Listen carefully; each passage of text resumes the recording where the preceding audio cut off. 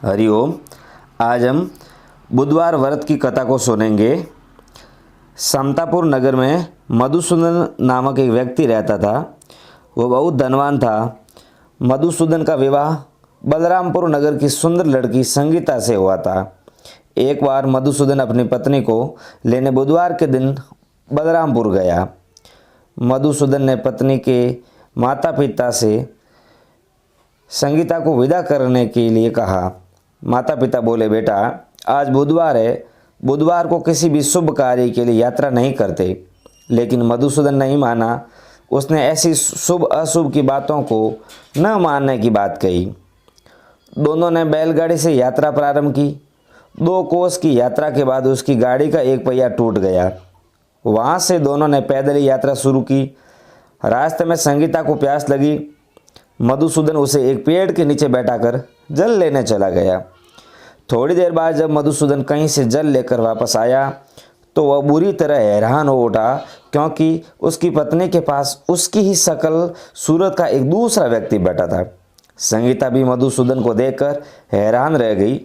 वह दोनों में कोई फर्क नहीं कर पाई। मधुसूदन ने उस व्यक्ति से पूछा, तुम कौन हो और मेरी पत्नी के पास क्यों बैठे हो? मधुसूदन की बात सुनकर उस व्यक्ति ने कहा, अरे भाई, ये मेरी पत्नी संगीता है। मैं पत्नी को ससुराल से विदा कर लाया हूँ। लेकिन तुम कौन हो जो मुझसे ऐसा प्रश्न कर रहे हो? मधुसूदन ने कहा, तुम ज़रूर कोई चोर या ठग हो। ये मेरी पत्नी संगीता है। मैं इसे पेड़ के नीचे बैठाकर जल लेने गया था। इस पर उस व्यक्ति ने कहा, अरे भाई, झूठ तो तुम बोल रहे हो। संगीता को प्यास लगने पर जल लेने तो मैं गया था। मैंने तो जल लाकर अपनी पत्नी संगीता को पिला भी दिया। अब तुम चुपचाप यहाँ से चले बनो, नहीं तो किसी सिपाही को बुलाकर तुम्हें पकड़वा दूंगा। दोनों एक दूसरे से लड़ने लगे। उन्हें लड़ते देख बहुत से लोग वहाँ एकत्र हो गए। नगर के कुछ सिपाही भी वहाँ आ गए। सिपाही उन दोनों को पकड़कर राजा के पास लेकर गए।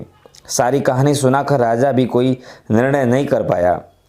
संगीता भी उन दोनों में से अपने वास्तविक पति को नहीं पहचान पा रही थी। राजा ने दोनों को कारागार में डाल देने के लिए कहा। राजा के फैसले पर असली मधुसूदन भयभीत हो उठा।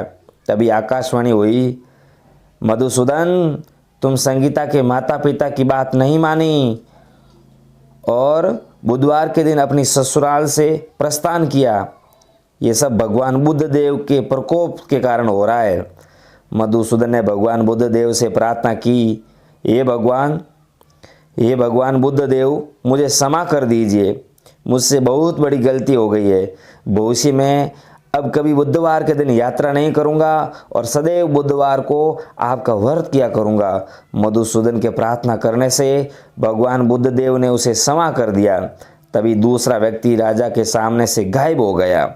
राजा और दूसरे लोग इस चमत्कार को देखकर हैरान हो गए। बुद्ध देव की इस अनुकंपा से राजा ने मधुसूदन और उसकी पत्नी को सम्मानपूर्वक विदा किया। कुछ दूर दूर चलने पर रास्ते में उन्हें बैलगाड़ी मिल गई। बैलगाड़ी का टूटा हुआ पहिया भी मिल गया। दोनों उसमें बैठकर समतापुर की ओर चल दिए। मधुसूदन और उसकी पत्नी संगीता दोनों बुधवार को व्रत करते हुए आनंदपूर्वक जीवन यापन करने लगे। इस तरह भगवान बुद्ध देव की कृपा से उनके यहाँ खुशियाँ बरसने लगी। इस तरह जो स्त्री पुरुष विधिवत बुधवार का व्रत करके व्रत करता कथा सुनते हैं, उनके भगवान बुद्ध देव उनके कभी कष्ट नहीं देते हैं और सभी कष्ट दूर करते हैं। इस प्रकार ये बुधवार के व्रत की कथा को सुना। इस प्रकार की और भी कथा कहानियों को सुनने के लिए हमारे चैनल को सब्सक्राइब जरूर करें और आगे से आगे शेयर करें। धन्यवाद।